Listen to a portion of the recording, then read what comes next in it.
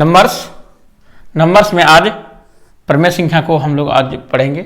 प्रमेय संख्या किसे कहते हैं? तो प्रमेय संख्या सबसे पहले इसका परिभाषा को जान लेते हैं, उसके बाद हम लोग जो है उसके डिटेल्स में जाएंगे। प्रमेय संख्या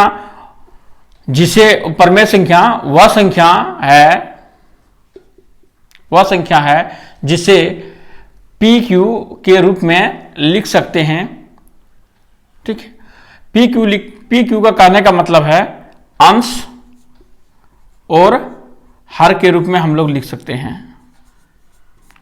यानी प्रमेय संख्या जो है इसी को हम लोग बोलते हैं P/Q। तो अंश और हर के रूप में वो संख्या लिख सकते हैं, वह उसमें पूर्णांक संख्या को भी लिख सकते हैं। तो यहाँ पूर्णांक का जो अर्थ है, यहाँ जैसे -5 हुआ, -6, -2/3, ये सब जो हमें माइनस में जो संख्या लिखेंगे वो हम पूर्णांक के में संख्या को हम लोग को भी लिख सकते हैं।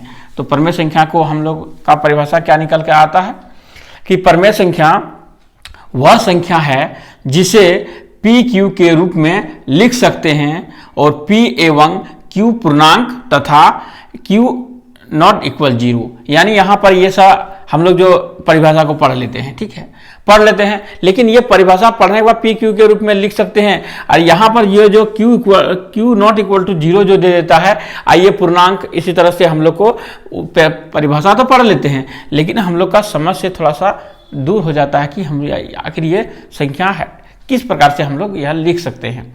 तो आज हम इस कॉन्सेप्ट को आज आप लोगों के सामने में ये रख रहे हैं कि किस प्रकार से आप आसानी से, सबसे आसान तरीके से आप इसको पहचान सकेंगे।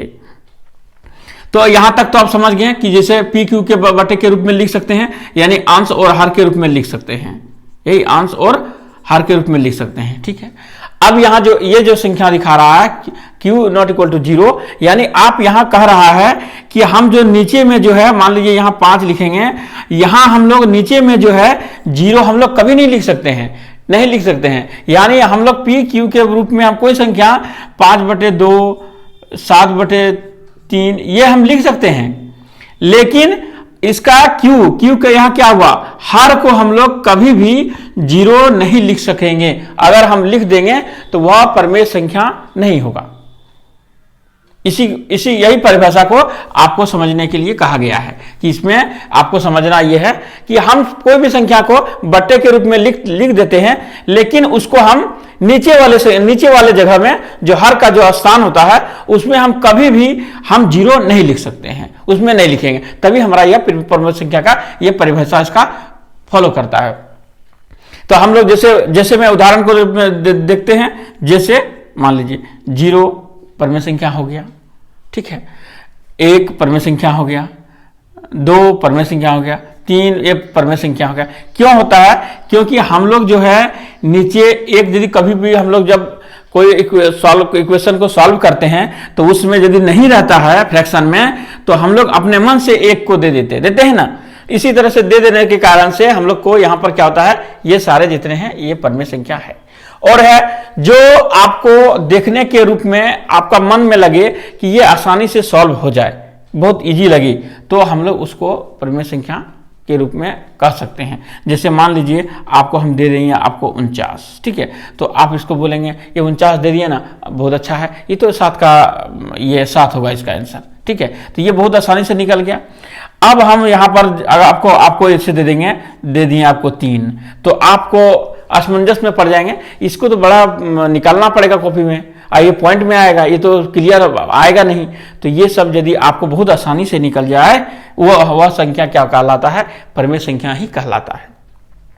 अब इसे बट्टे के रूप में दे दे, मान लीजिए ये 49 और यहाँ पर दे दी 81 दे दी, इसे या रूट लगा दी, तो आप यहाँ पर बड़ी आसानी से आप 7 कह देंगे और 9 कह देंगे, ये आपका आंसर हो गया। तो आप समझ चुके हैं कि ये प्रमेय संख्या किसे कहते हैं, कि प्रमेय संख्या के रूप में जो हम पी क्यू के रूप में लिख सकते हैं, लेकिन जो है नीचे में जो हर के स्थान में हम लोग 0 नहीं लिख सकते हैं, उसको हम लोग प्रमेय संख्या कहते हैं।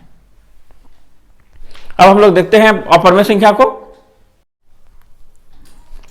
अप्रमेय संख्या वह संख्या है जो रूट से मुक्त पूर्णतः मुक्त न हो, उसे हम लोग क्या कहेंगे? अपरिमेय संख्या कहेंगे।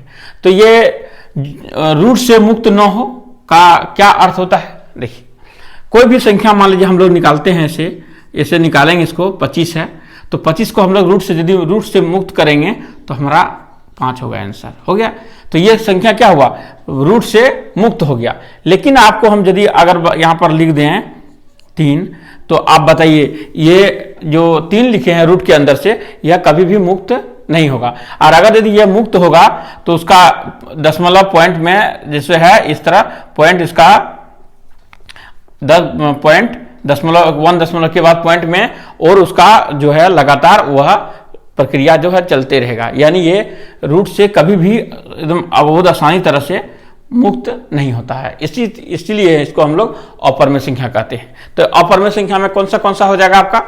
तो आप मान लीजिए रूट के अंदर में जितना जो उलझन वाला सब है, √3, √5 ये सब हो गया, 2 प्लस √2 ये हो गया, फिर मान लीजिए दूसरा है 3 प्लस √3, ये सब जितने सारे संख्या हैं ये क्या हो जाएगा आपका?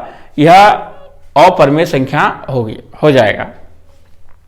और एक दूसरा है कि एक जो आता है बहुत अक्सर एग्जाम में वह पूछा जाता है, उस प्रश्न को, उस संख्या को बोलता है कि ये आप बताइए कि ये जो रूट जो पाई है, पाई जो है यह कैसा संख्या है? पाई जो है कैसा संख्या है? पाई कौन सा संख्या है? यह परिमेय संख्या है, अपरिमेय संख्या है, ये पूछा जाता है। तो देखिए पाई जो है यह जो है अपरिमेय संख्या है, ठीक है। पाई क्या है? अपरिमेय संख्या है। लेकिन इसका मान जब हम लिख देंगे 22/7 लिख देंगे हम यदि, तो यह क्या हो गया? यह संख्या परिमेय हो गया। देखिए, अगर हम यदि सिर्फ पाई के लिखेंगे, पाई यदि लिखें तो परिमेय संख्या हो गया, अपरिमेय संख्या हो गया, और इसका यदि मान लिख देंगे 22/7 तो क्या हो जाएगा? मेरा अपरिमेय संख्या हो गया। लेकिन इस बात को आप ध्यान रखेंगे कि जो पाई जो होता है वह परिमेय संख्या होता है, और 22/7 इसका जो वैल्यू होता है वह परिमेय संख्या होता है।